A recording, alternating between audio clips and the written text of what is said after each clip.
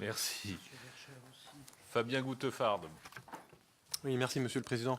Monsieur le rapporteur, mes chers collègues, je voulais revenir sur justement le procès en inefficacité fait au PNR et pour rappeler à nos collègues justement un rapport d'information qui date un petit peu, mais pas tellement ancien, du 16 novembre 2011, déposé par notre ancien collègue Guy Geoffroy et qui faisait justement le point sur le PNR. Et il concluait ceci, je le cite, « L'Union européenne et les USA s'accordent sur le grand intérêt de ces données dans la lutte contre le terrorisme et la criminalité grave.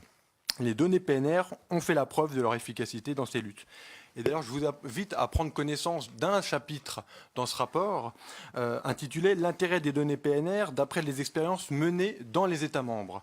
Et je prends un exemple au hasard, le programme britannique eBorders, qui comprend justement des données PNR. Et à la date du rapport, 330 millions de mouvements de passagers avaient été analysés et 89 000 arrestations avaient pu être réalisées par les services britanniques. Et d'ailleurs, plusieurs exemples d'arrestations de terroristes et de trafiquants d'êtres humains grâce aux données PNR ont été fournis par les autorités aux rapporteurs de l'époque.